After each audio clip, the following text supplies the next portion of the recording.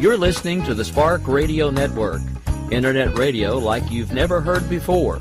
Innovation, creativity, and imagination are all said to begin with a spark. So fasten your seatbelt and take the ride of your life and listen for the spark.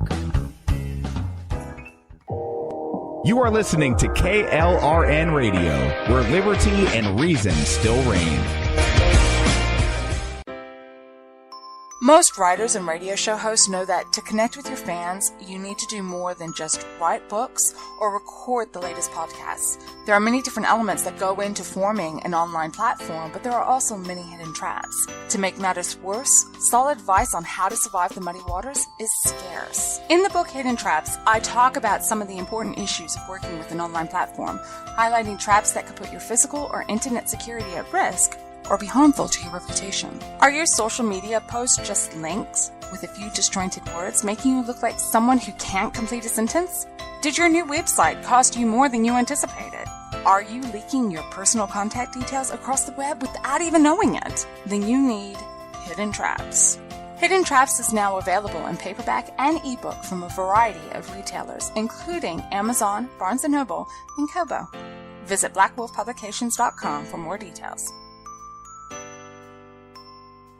If you're 85 or younger, would you like peace of mind and comfort for your family? We're Final Expense Direct with an urgent message for you. The average funeral today costs over $8,000, but the most you'll get from government benefits is $255. How will your family pay the difference? We can help. Our senior plans start as low as just $1 a day and pay up to $30,000 for a funeral and other final expenses. Peace of mind is easy. There's no medical exam. You'll have lifetime coverage, and your plan can't be canceled as long as you pay your premiums. Call now for free information about our senior plans. Answer a few simple questions and receive approval right on the phone. Plus, call right now and we'll give you a discount prescription card for free. Call 800-553-8687. That's 800-553-8687. Again, 800-553-8687. 687.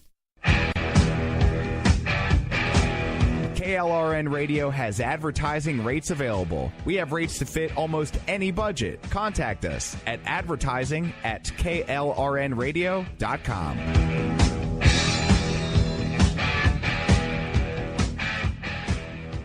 Attention business owners and independent contractors. This is a money-saving message from Tax Mediation Services. If your business owes $20,000 or more in taxes, we can help you today, right now. Listen, dealing with the IRS is no picnic. It's an intimidating and extremely stressful process, and you don't want to go it alone. Our attorneys know every law, every tax break, and every possible opportunity to help you resolve and reduce your tax debt. And if you owe more than $20,000, you may be at the top of their hit list. So don't take your tax debt lightly, because it will not go away on its own. The IRS can seize your bank accounts, your home, and even shut down your business. Call our tax experts today at 1-800-783-0810 and let us deal with the IRS while you focus on your business. That's 1-800-783-0810. Again, that's 800-783-0810. My son was in the Army back during Desert Storm, but even then he wanted an MBA. He looked at a dozen schools, but only one offered the online education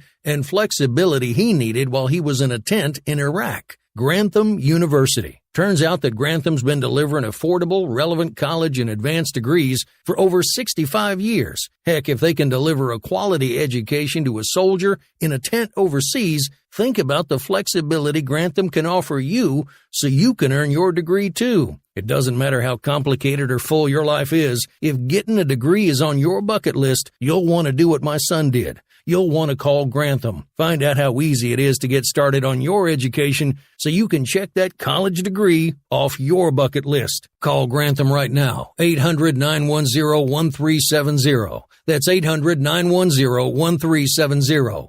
Flexible, affordable, relevant. Call 800-910-1370. Sometimes Sometimes riders feel lost, unsure why a passage may not be working. It takes another set of eyes to help us nurture our writing into full maturity. At Black Wolf Editorial Services, we strive to enable writers to develop and grow, offering manuscript critiques and line edits through a mentoring editorial style.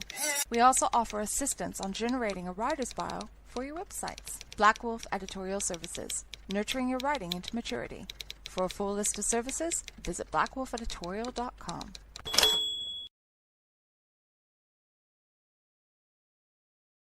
And so, my fellow Americans, ask not what your country can do for you. Ask what you can do for your country. Freedom is never more than one generation away from extinction. We didn't pass it on to our children in the bloodstream. The only way they can inherit the freedom we have known is if we fight for it, protect it, defend it, and then hand it to them with the well-taught lessons of how they in their lifetime must do the same.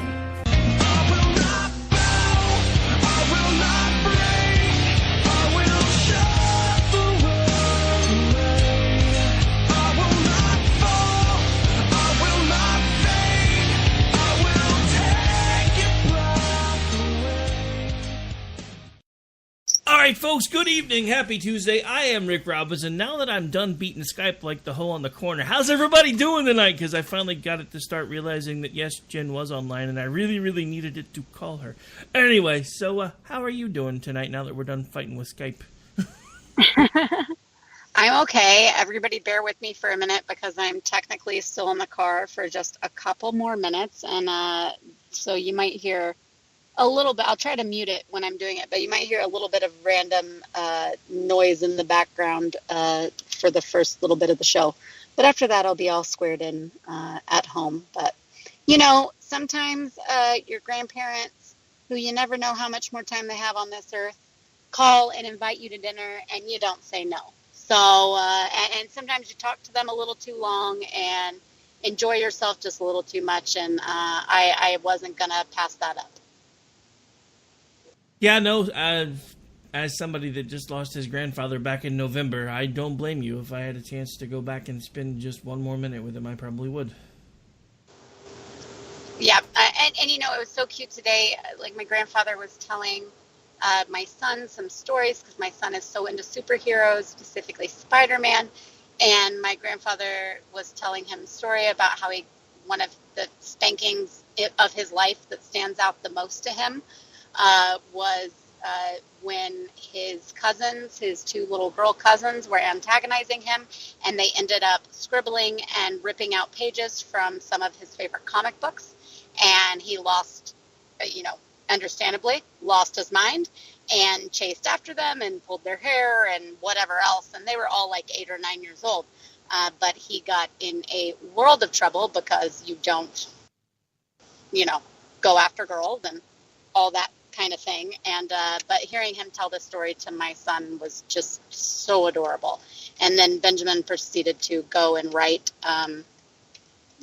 draw him pictures of what he had told him about. Weird. But so adorable. It's like, oh, and he goes, "Did you have hair back then?" That's what Ben asked my grandpa. "Did you have hair then?" He's like, "Yeah, when I was a little boy, yes, I did have hair." It's funny how that happens. One of my most embarrassing moments that I remember from childhood, I probably wasn't that much older than Ben. I had a second cousin who lived in Alaska, and I remember she had flown in for Christmas, and we're sitting in my great aunt's den opening Christmas presents, and I asked her if she lived in an igloo, and everybody just busted out laughing. That has to be one of my most embarrassing childhood memories that I can remember. Oh, that's so awesome, though, and why wouldn't you have that? Well, I mean, I'd only ever seen Alaska in cartoons. Every time they show Alaska on a cartoon, it was a bunch of people running around in fur coats living in igloos. So I asked her, "Do you live in an igloo?" She's like, "No, I have a house like you do." And everybody else just starts busting up laughing. I was like, well, oh, that's like, okay. Unfortunately, it's not always children, but even adults will ask those of us from places like Oklahoma and Texas where, grown adults will be like, "Oh, so does everybody have a horse down there?" And you're like, no, not ever. Like, we live in cities and drive cars and go to strip. Like, what? No, Like there are high rises and penthouses, and there's, oh, we have radio and TV. Don't you know it? Like we even have that newfangled thing called the thing. interwebs. So we got the internet and that Wi-Fi that just came into the local coffee shop. No, but even when I lived in New York and moved to Europe, people would be like, "Wait, what? You have a car?" And I'm like, "What did you think? I thought y'all just all rode horses." I'm like, "What? That Texas is a normal place with normal cities and normal American. What on earth are you thinking?" Anyways, just kind of reminds me of that. Yeah, same thing happened to me when I moved to Seattle. Because they're not children. Yeah, same thing happened to me when I moved to Seattle. A bunch of kids asked me if I rode a horse to school every day and if I knew what a tumbleweed looked like. I'm like, are you kidding me? Well, interesting enough, I got to know tumbleweeds from living in Southern California, not from Texas. So, booyah on that one. Go figure. California is the one that actually has tumbleweeds. They also have the highest population of weirdos, so somehow that doesn't really surprise me.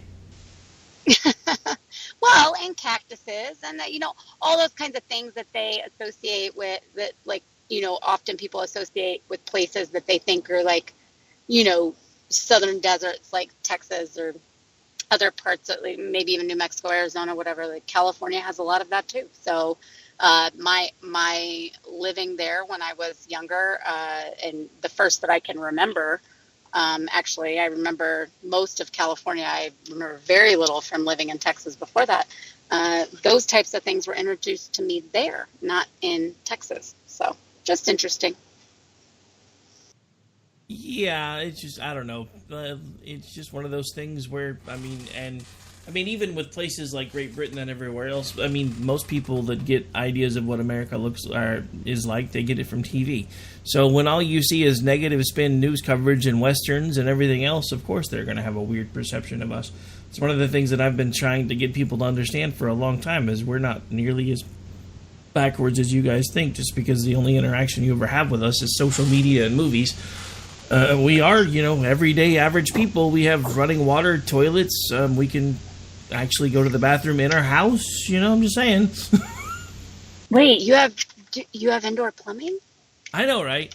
So the thing about it is, believe it or not, there's actually a segue here, because I don't know if you've seen this or not, but Great Britain has this newfangled idea. I don't know if you've ever heard of anything so weird. They're now allowing children that are in elementary school to go outside and run around and play for 15 minutes. I've never heard of such a thing. Wait, what? Yeah, I saw an article over the weekend. Recess? Yeah, exactly. So I saw an article over the weekend where Great Britain was talking about basically reinventing recess. And so I'm assuming the next thing they're going to do is tout the wheel, maybe indoor plumbing, and this newfangled device called a toothbrush, maybe. Have you ever seen The Devil's Fire? Starting to wonder if they have. But yeah, so, that was a real news story. They were seriously talking about recess like it was a new thing, and I'm thinking, dude, we had that all the time when I was a kid. They've taken that out of a lot of schools. That's one reason why we have all these kids that are overweight now, because they don't exercise. Oh my gosh, and not only recess, but sometimes multiple times a day, in addition to some sort of other physical activity that's required. Yeah, physical education.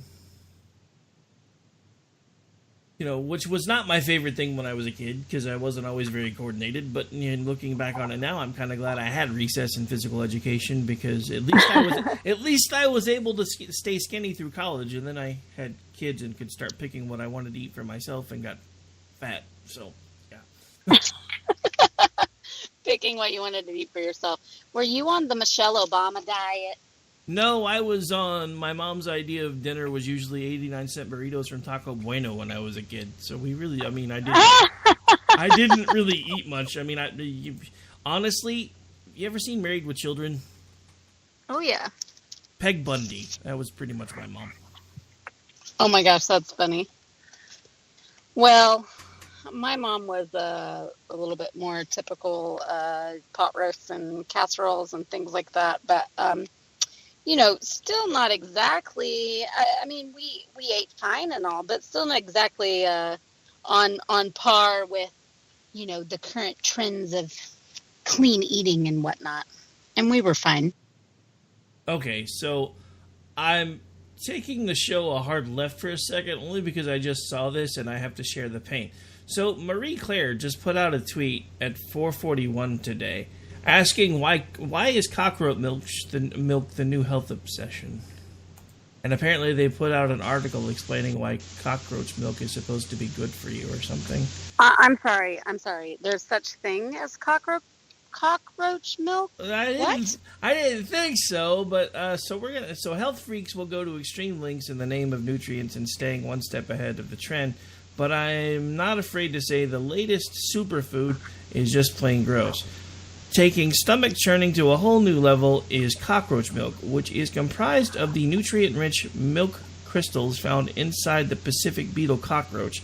This species uses said protein crystals as food for cockroach infants.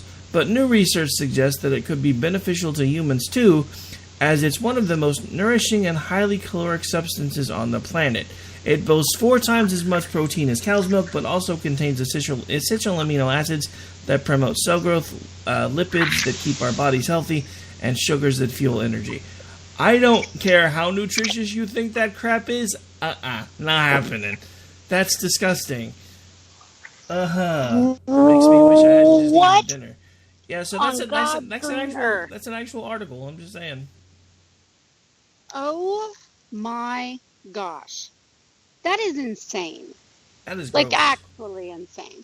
I thought people had kind of lost it whenever they were doing the whole, semen is good for your skin. And, I don't know. There have been a few other, kind of fads that normally would, gross people out, but they are okay to do in the name of health, like you said, or wellness. This takes the cake, I think. Yeah, I did. That's not the kind of milk I want to have milk and cookies with. I'm just saying. Oh, no. Good Lord. I don't know. Sorry, I had to share the pain because now I can't get the visual out of my head of people drinking cockroach milk. How much of that how much of that could there possibly be in a single cockroach? How much would you have to drink to begin with? Ew. Anyway. Sorry, I think I'm making my co-host sick here. You need a whole, apartment buildings worth from New York of cockroaches in order to make one, teaspoon of this crap. Oh my gosh. So Ron has an interesting question Ron has an interesting question in the chat that I'm not sure I wanted the answer to. He's like, how exactly does one milk a cockroach?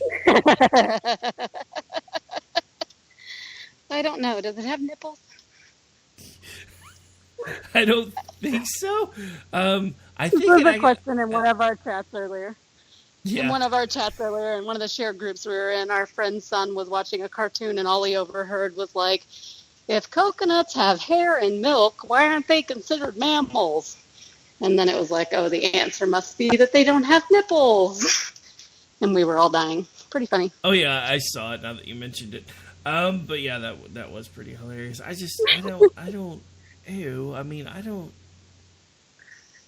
don't know. I can't stop thinking about people being weird enough to drink cockroach milk.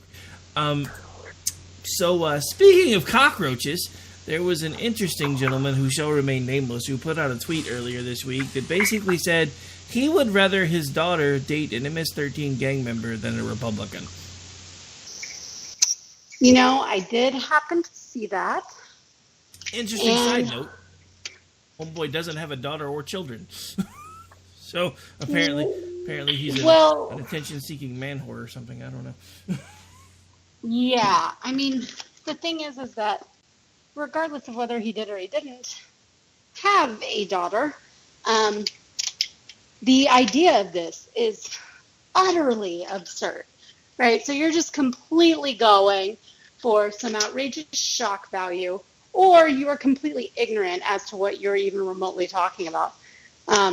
This actually just earlier today, we put up a piece from guest contributor. A lot of y'all might follow him on Twitter, but at the Cal Coconut, who is someone who has who lives in Cali and has, had some experience with gangs like MS-13, and I don't mean because they were part of one, but I mean they've seen what can happen with them in their life, with people around them, with neighborhoods in their area.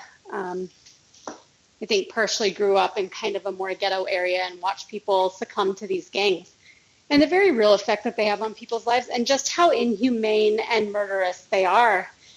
And he talks about how they, bit by bit strip away the humanity of the people they are grooming to become members.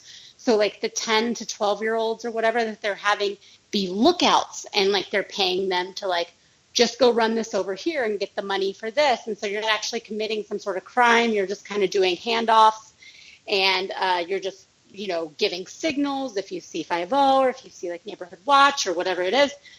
And so they groom them, and they start, pecking away at their humanity, so that by the time they actually are initiated into the gang, they have very little left. And talks about a little bit of some of what they have to go through to get there, and how, the outrage over Trump's comments calling them animals is actually not harsh enough, because animals aren't even capable of the absolutely inhumane and utterly disgusting things that these people do. So they're really monsters. So if you want to go check that out, it's on Misfits Politics right there on the homepage, called MS-13 Does Not Deserve Our Respect.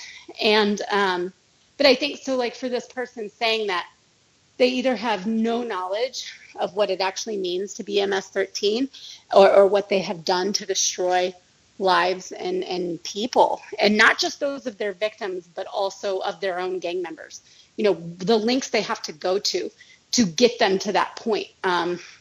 Not every single person that is a member of MS-13 was born a psycho, but they slowly turn them into one.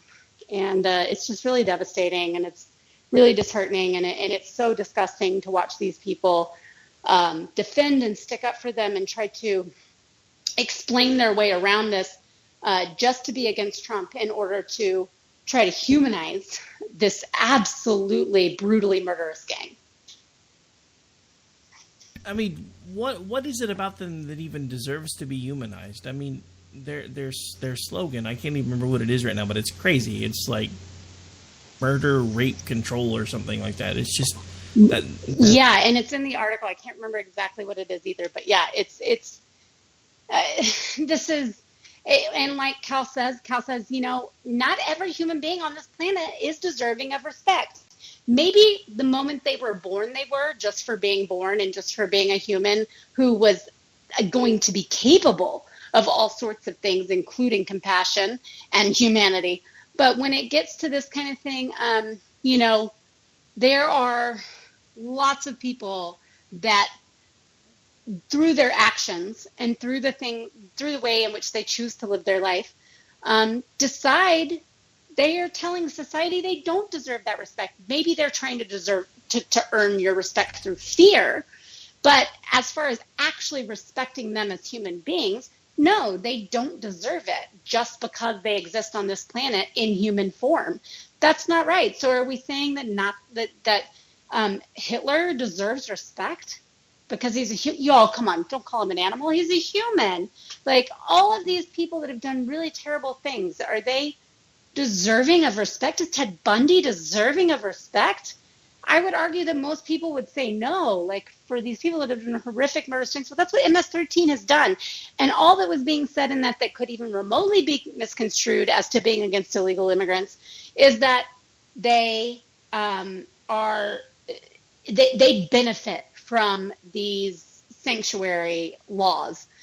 They get shielded. They benefit from these sanctuary laws that are being put in place, like places like California, to which that whole thing was about, that Trump was attending. But the question was very specific to MS-13. And you can agree or disagree that a president should make those comments. And I'm not even, I can understand some of the defense or some of the arguments against Trump's usage of that language, but I'm not going to, first of all, lose any sleep over it. And second of all, I'm not going to sit here and pretend like these people are just misunderstood and led to this place by evil white society or something like, or American civilization. That's utterly absurd. They are murderous, they are heinous, and they're incredibly inhumane and unapologetic. So don't even try to play that game. Yeah, I mean, it's just absolute craziness. I mean, again, the weirdest thing about all this is this dude that, like, you know, was basically just trying to get people irate, doesn't even have a daughter, and last I checked, doesn't have any children at all, and basically just wanted to put out a tweet to see how many people he could get on the line and get all ticked off. And I'm like, dude, seriously? I mean, first of all, once I read through the tweets a little bit and realized he didn't even have a kid because he was laughing, said, I don't even have a daughter and these people are all over me. My reply was, then I pray to God, or I pray that God never grants you a daughter because obviously you would mistreat her or allow her to be mistreated. And I don't understand the idea that we have nowadays where it's all about just saying whatever you have to say to get as many people to notice you as humanly possible. It's just crazy. No, it is. But I also think, I honestly think some of that was a cover-up. He has said other things that have been, that he has stood by very firmly that are almost as inflammatory. I think some of that was I was just kidding, y'all. Why are y'all getting so crazy? Y'all are the crazy ones. I think that's what some of that was, and not really because he was actually joking. And maybe he was, you know, being a little bit facetious or whatever, but the fact of the matter remains that I think that that he's done this kind of thing before. He said this kind of thing before and wholly stood by it. So I think this is a little bit of going viral, getting some more backlash than he anticipated, and was like, oh, you'll just chill out. I don't even have kids, so y'all are the ones that are nuts. When really, like, what even compels you to make that statement in the first place? Yeah, I mean, other than just acting like an idiot. Well, and I think that's the point, though, is like some of them really believe some stuff like that. They are so wholly convinced that the right or Republicans are so incredibly evil that they say these kinds of things thinking they mean it, and they don't really know what they're talking about, and then they get caught with their foot in their mouth and their pants down, and then they backtrack and say all sorts of other things in order to try to make up for it. Pants down, foot in mouth. Bad visual. Whoops. On that note, we're going to take a break because we're going to try to stay on schedule even though we got a late start. We've officially hit the bottom of the hour. We'll be back here in about 3 minutes. Stay tuned. Yeah, maybe, if I can hit the right button. Hang on.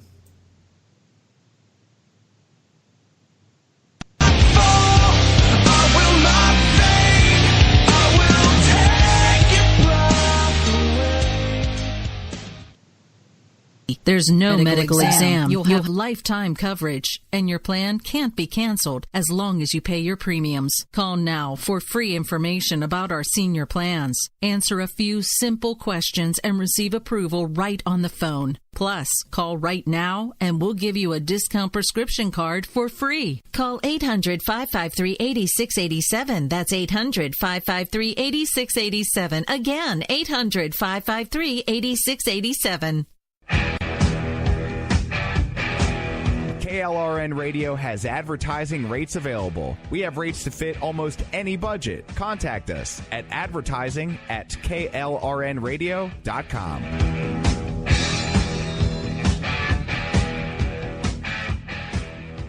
Attention business owners and independent contractors. This is a money-saving message from Tax Mediation Services. If your business owes $20,000 or more in taxes, we can help you today, right now. Listen, dealing with the IRS is no picnic. It's an intimidating and extremely stressful process, and you don't want to go it alone. Our attorneys know every law, every tax break, and every possible opportunity to help you resolve and reduce your tax debt. And if you owe more than $20,000, $20,000, you may be at the top of their hit list. So don't take your tax debt lightly, because it will not go away on its own. The IRS can seize your bank accounts, your home, and even shut down your business. Call our tax experts today at 1-800-783-0810 and let us deal with the IRS while you focus on your business. That's 1-800-783-0810. Again, that's 800-783-0810. My son was in the Army back during Desert Storm, but even then he wanted an MBA. He looked at a dozen schools, but only one offered the online education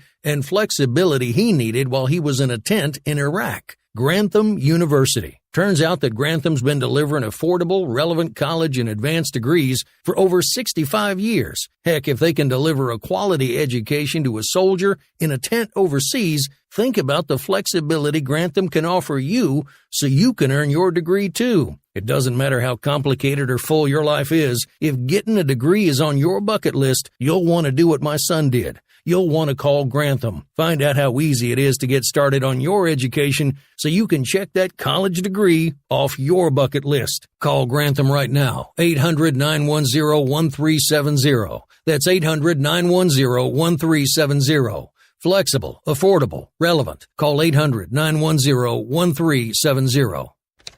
Sometimes riders feel lost, unsure why a passage may not be working. It takes another set of eyes to help us nurture our writing into full maturity. At Black Wolf Editorial Services, we strive to enable writers to develop and grow, offering manuscript critiques and line edits through a mentoring editorial style.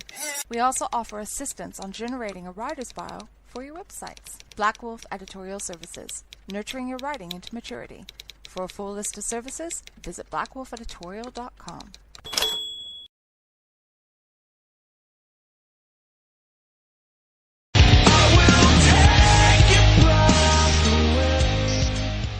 All right, folks, welcome back. We are into the second half of the show. This is JandR. We're live right now on KLRNradio.com, where liberty and reason still reign. We do this thing every Tuesday, Thursday night at 10 p.m. Eastern. Sorry, I had to think about it. I'm Central Time, so every once in a while when I try to do math late at night, my brain says, no. So anyway, we've been kind of actually, show kind of went off the rails. That's my fault, though, because I mentioned milking cockroaches. I have to share something, and some people are not going to like this because, you know, it's not cool to insult Trump anymore. But Al had mentioned, you know, even if cockroaches have nipples, it would take really tiny hands to milk one, and he didn't think anybody could do it. And I said, I bet you Trump could, because, you know, the tiny hands thing. So good point. So anyway, we are back. We are live. Speaking of Trump, he's been on a bit of a tweet storm the last couple days because, you know, there's new things that are apparently coming out about the whole Russia collusion story, and he's not happy, and now he's wanting investigation into FBI, DOJ, and of course the left is livid. I actually saw somebody, I kid you not, a tweet I saw just a little bit ago. Actually, hang on, let me get it pulled up so I can actually kind of read it. So if Bill Clinton and Loretta Lynch meeting on a tarmac in 2016 bothered you, then why doesn't Donald Trump telling the Justice Department what to do in 2018 bother you? Apparently this person doesn't understand how the executive branch actually works. Because one of these things is so much not like the other. I'm just saying. Well, I'm constantly, this happens a lot whenever anything comes up about the FBI. About how many people, legitimately don't understand that while it is correct that there are certain things that can't be controlled by the office of the president, even that falls under the executive, that it still is part of the executive branch, and people want to think that it's this completely independent, you know, entity and arm of government that it is not. And, you know, they have their various purposes in order to also keep other parts of the executive in line, as do all pieces of the executive. But the fact that most people don't actually understand where it falls under in the branches of government is just astonishing to me, even though I've seen it a gazillion times already. I'm still like, are you kidding me? How do you not know this? Oh, man, our civics. Two things have killed this country. I was going to say, two things have pretty much killed this country as far as anybody understanding civics. The fact that it's not really taught in schools anymore, and the death of Schoolhouse Rock. Schoolhouse Rock. Oh my gosh. Schoolhouse Rock was Rock amazing. is so awesome. Yeah, I actually have a friend who is formerly a actor, singer, entertainer who went on to be like a writer for various productions and things. And he ended up, because his wife was so successful and they had kids and stuff, he ended up deciding that he was going to go back to one of his other loves and teach history. And he's currently like a middle school history teacher. And he is supposed to be working on, because he incorporates a lot of his talents and experience in the industry kind of into his classroom. And so he is supposed to be working on a series of books and things that instead of having like a boring study guide follow along where you just answer questions about the chapter, it would include things more like doing skits or like learning a song that would be on an accompanying CD or whatever that would engage students to get them to learn more, which I kind of feel like is a little bit more like modern day, School Rock, like that whole thing. And I keep thinking, I really hope that this happens because I think it would be really cool and a lot of fun for, a fun way for kids to learn and know about something that they otherwise don't maybe get whether it's they don't get the adequate information or whether it's because it's not being taught well. And I think a lot of times it's not being taught well is the thing. It's just like, here's a chapter, here's a blowover, here's how you study the test, study to pass the test, and it's not retained information. Even if it is being presented, it's not retained. And I think that's a much larger problem than just people not being taught or not being provided the information in the first place. Maybe the teacher skips over that chapter. Maybe they don't go into depth on certain things. So I think that's a problem too. But I think more of it is just retaining the information past the test. And study materials like that go a long way with people. I mean, look at how we did just off these videos and songs and things that engaged us in what we thought and how we listened to them and a lot of us still remember songs from it, So I would hope that something like what he's potentially working on, or maybe someone else will come out with more materials like that could really help, especially like the elementary school, middle school age kids get engaged, interested, and to remember the actual information. Yeah, I mean, one of the things, and I didn't really intend the show to take on the educational slant, but one of the things that I've often wondered is we have all these tests now that show all these different ways that people are best suited to learn. I don't understand why we don't have particular schools set up, especially once we get past maybe the elementary age, that are geared to help people that learn certain ways be able to interact and be able to learn things. I mean, the way they're actually trained to learn. I mean, the same thing, it drives me crazy about businesses too, because they make you take all these personality tests and all these you learn better this way tests, and then everything's cookie cutter.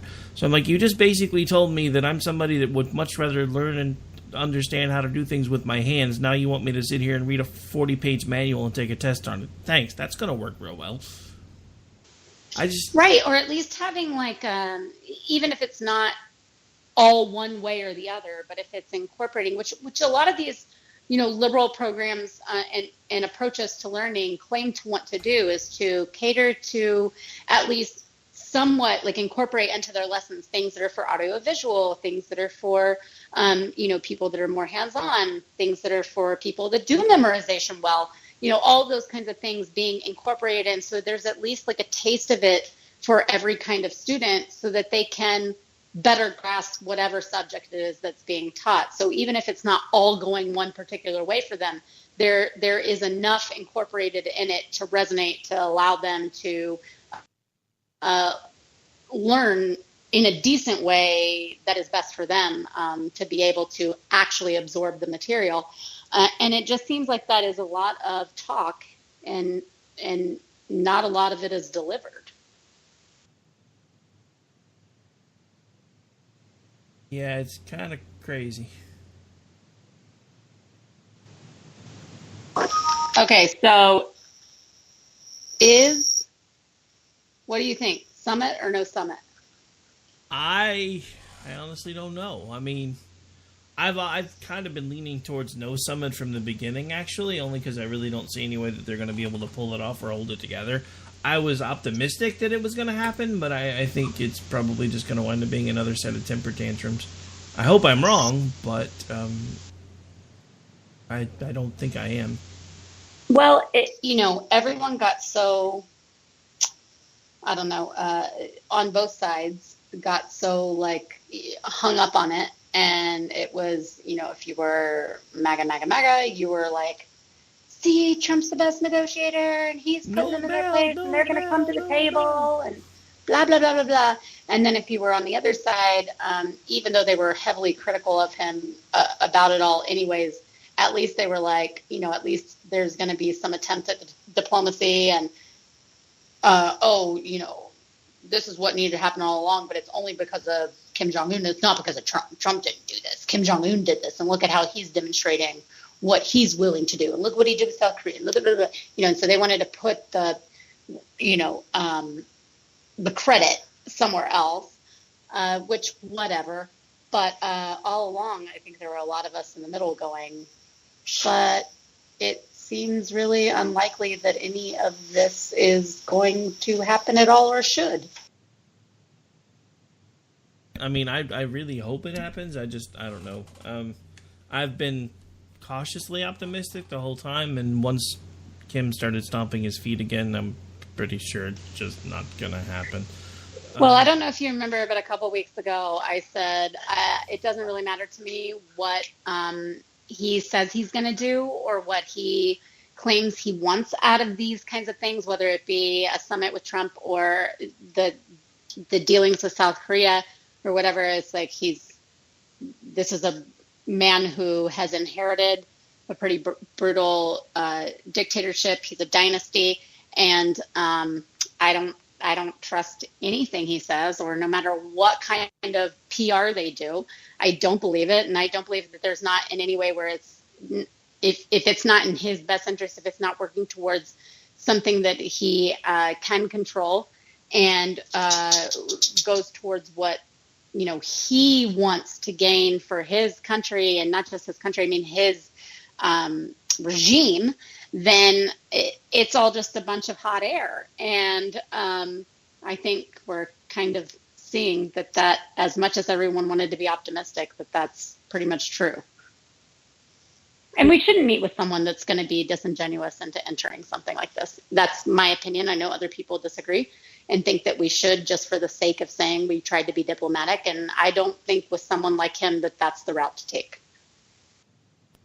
I think part of what concerned me was I heard audio today of Trump talking about if Kim just will actually just come to the summit and meet with him, that one way or the other, whatever they decide to do, he's going to be protected. I don't really like that idea because of how brutal of a dictator he is.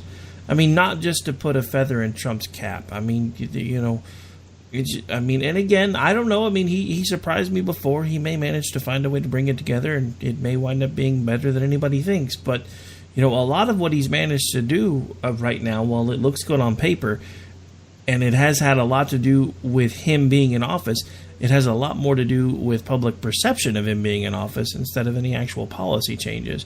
A lot of the economy is because of the fact that he's stripping away regulations that have been killing jobs. It isn't really anything else that he's done that's caused it to grow. He's just the public perception changed as soon as he got in office because he's more pro-business. He made sure to go through with a lot of different EPA regulations, cuts, and a bunch of other things that he's done that have spurred growth, and they make sense. But, I mean, right now he's basically taking the easy wins where he can find them. I mean, and it still looks good on paper, but we still, at the end of the day, we still have Obamacare. Yes, they finally got rid of the mandate, but we still technically have Obamacare. They just agreed to fund Obamacare when they passed this whole omnibus bill, that everybody kept saying, oh, but it's okay because it's not really a budget. I'm like, you don't seem to understand how this stuff works, because omnibus has been the only way we've been able to get things done for decades. Because nobody gets along well enough to get anything done any other way. They throw a bunch of pork into one package and say, if you don't vote for this, your people aren't going to get this. And then everybody votes for it because it has all the things. And then we wonder why we're broke. Let's not forget, he also ran on the concept of streamlining things and, cutting costs, not just overspending. Again, I call balls and strikes as much as I can, and I am more of a fan of his now than I was the day that he was sworn in. But at the same time, this isn't everything it's been made out to be, but it's also not nearly as bad as the left seems to think that it is, to the point where they're doing everything they can to run him out of office. I mean, please do. I think you're right, though. Like, it's somewhere in the middle. I think there's a decent, healthy, balance to find there between those two sort of extreme sides, judging him. But I think, back to what you said about its perception, the pulse of things very much can affect and dictate all sorts of measures, more so than, like you said, any one policy. There has not been some specific policy that grew the economy. It's been the pulse of the excitement. It's been the pulse of things starting to head the right way, or the kind of person in charge or the party in charge that might that promises less regulation, lower tax, all those kinds of things that often can contribute to a better economy, that make the market swing a little bit. But I think also we still have to be, if you want to, like you and I do, call balls and strikes, we've got to be pragmatists about it. We've got to look at it pretty logically, and we have to recognize when some of it's just blowhard and some credit is being given where there's not really credit due, even if we'd like to do that. But we didn't like it when people did it for past Democratic presidents, when it wasn't really their win to have. So I'm not really eager to give it to a Republican president when it's not his actual doing that made the win either. That's not to say that we can't praise certain things, or that it doesn't seem to be looking to go in the right direction, though the whole tariff issue makes me kind of weary. But in general, I think that the ideas and the perception, which was a perfect way to put it, like you said, has a much greater effect than any actual policy at this point. Yeah, I mean, think about it. The day Obama got sworn into office, the economy just went nuts, and not in a good way. I mean, because everybody was wondering what was going to happen. We were already starting to see the tail end of the recession as far as the beginning of it. We were dipping into it. I mean, and that's around the time that my entire business folded, was 2008, 2009, because the bottom fell out of everything. My clients got to the point where they couldn't pay me. The factoring company that I was using eventually stopped honoring my invoices because it was taking too long to get the money. So I just eventually had to fold up shop, even though I had a company that would basically take my invoices and pay me 80% up front, and then they would collect the rest and keep like 20. So I had them doing most of my invoicing, because then I could just keep running. And then eventually they just said, dude, these things are getting to the point where we've got invoices now that are out 4 or 5 months. We're not going to be able to do this anymore. And that's when I realized that I just wasn't going to be able to recover. A lot of that, again, was public perception, because they had listened to a man who basically said from the beginning, we're going to fundamentally transform America, and if I had my way, you'd all be paying $5 a gallon for gasoline. And he got in office, and they're all like, oh my God, we're all going to die. And then everything fell out. The economy was already in bad shape because of the wars and everything else that had been going on, but it went into free fall from the minute he got into office. And this is the first time that it started recovering. But again, most of that, again, is public perception. Consumer confidence is at an all-time high because of the fact that Donald Trump is at least telling everybody that he's going to do business safe practices. He's cutting tons of regulations and doing all the right things and saying all the right things as far as making the economy grow. But then on the other hand, he mentions these tariffs, and since then the stock market has been nuts. It'll be up 300 points one day, down 500 the next. And I'm just like, this is exactly what I told you was going to happen. You're killing your own momentum. But again, I've been surprised before. So, I mean, he made... It still does. I kind of get the idea that he's sort of kind of using the tariffs to beat people over the head and bring them back to the table. If that works, great. But if we wind up getting in a trade war, eventually everybody loses. Just saying. Well, right. But I I think what's really interesting about the whole tariff situation is just the way that we criticize the left for being hypocritical about things when their own person is in office. You know, there are excuses made, there are justifications, all this kind of thing. What I'm seeing on the right, who has been very anti-tariff in a reasonable sense. Obviously, there's going to be some, and then that's the way things are, and that's the way it works. But they've been fairly, vocally anti all of these things. Are now suddenly trying to convince those of us that are still skeptical or outright defiant on it, and for good reason, the way we've always been. And they're trying to, make it out to be like we're some crazy hardliner never Trumpers, when really it's just been a tenet of the Republican Party for decades. So that doesn't jive with that kind of pressure and being told that, and that, again, Trump 1800 BHS, and I just don't get it, and I need to trust our our president Lord, cheesy poof, and be like, oh, of course it's all going to be fine. Now, granted, do I, in some ways, trust something like this more in the hands of people that are supposedly right? I guess so, but not really when it comes to something like this. I just don't see how people that even less than 2 years ago were tweeting vehemently against something like this are now out there telling us why it's good, why it's the best decision, and why we all need to just back it up. Otherwise, we're un-American, anti-Republican, anti-Trump. And I don't think that's fair. Yeah. I mean, to be honest, it happens. It happens no matter which side you're on. Because, you're not allowed to have your own opinions anymore on anything. You have to go along with the groupthink. So, a couple of quick topics I want to touch on. This one actually is something I found from the Charlotte Observer. You'll probably get a kick out of this one. According to, there was a strange case in New York State couple going to court to get their 30-year-old son to move out has ended in favor of the parents, according to media outlets in upstate New York.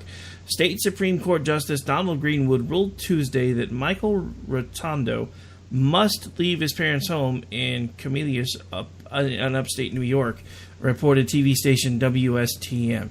Rotundo said he planned to appeal, calling the judge's decision outrageous, according to a reporter at WSYR. So, that's right, folks. Dude's 30 years old, still living at home with his parents, refused to leave. They sued to be able to get him to leave. The judge actually sided with them, so now the loser's going to appeal. This is the world we live in today, folks. 30-year-old men still living with their parents. I'm actually kind of surprised that the judge ruled against the 30-year-old.